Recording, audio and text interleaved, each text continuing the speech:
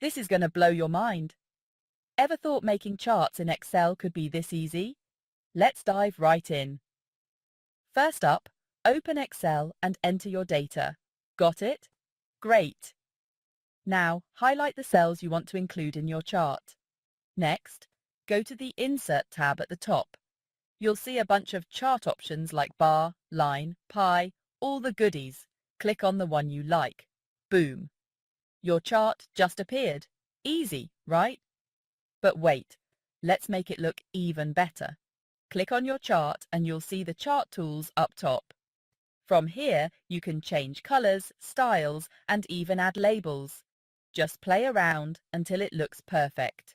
And there you go, from boring data to eye-popping chart in just a few clicks. Happy charting, friends!